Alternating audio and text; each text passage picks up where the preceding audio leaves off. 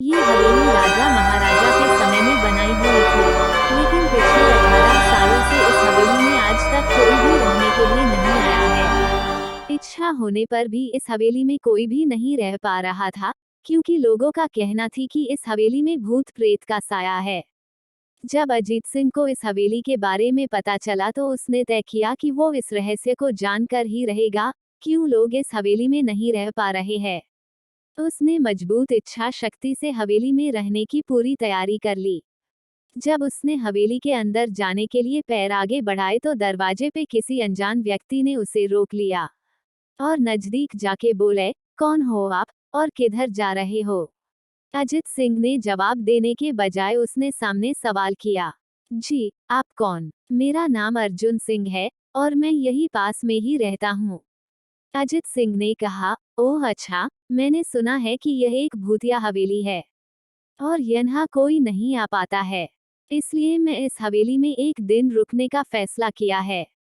अर्जुन सिंह ने कहा, जी हाँ, आपने सही सुना है और आप भी अंदर मत जाइए, मेरी माने तो आप भी वापस लौट जाइए, यहाँ बहुत खतरा है। ये सुनकर अजीत सिंह खुश हो गया, जैसे उन्हें कोई लॉटरी लग गई हो। अर्जुन ने उसकी खुशी को देखकर बोला, आप क्यों खुश हो रहे हो? आपको तो भूत का नाम सुनकर डर लगना चाहिए।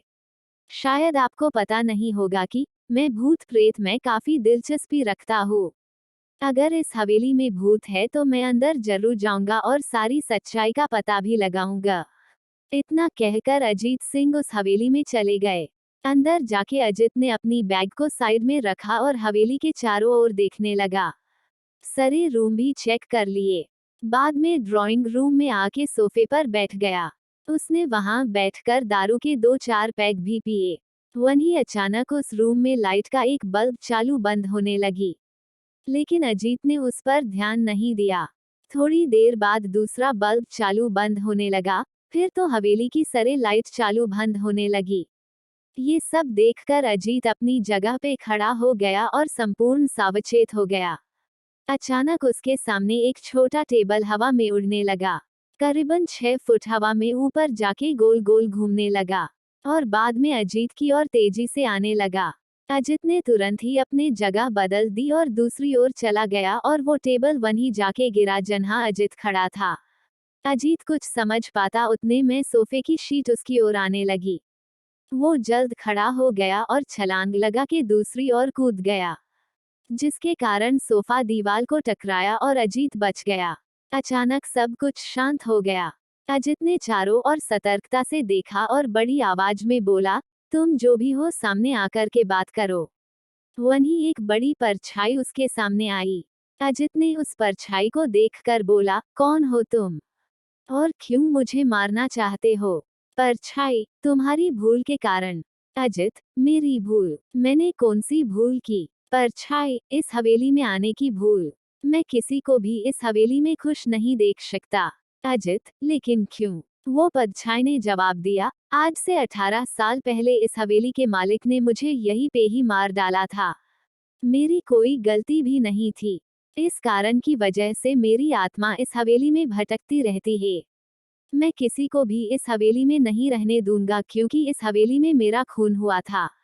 इस हवेली में जो भी रहने के लिए आएगा उसकी मौत होगी।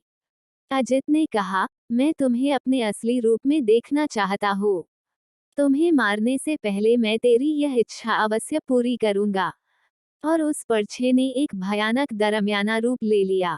उसका चेहरा इतना भयानक था कि अजीत भी एक क्षण के लिए डर गया था, लेकिन दूसरी ही क्षण में उसने अपने आप पर काबू पा लिया। बाद में इसने अपनी जेब में से सफेद पाउडर निकाला और उस भूत के पर फेंक दिया। भूत के पर पाउडर पड़ते ही वो जलने लग गया। बड़ी बड़ी ज्वाला ही उठने लगी। वो बहुत जोर जोर से चिल्लाने लगा और बाद में पूरी तरह से जल गया। उसके बाद अजीत ने चैन से सांस लिया और वहीं पर सो गया।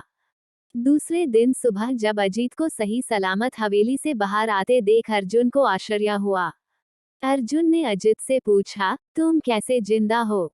जब अजीत ने अर्जुन को कल रात को घटी घटना को पूरी तरह से बताया और बोला, अब ये हवेली भूतिया हवेली नहीं रही।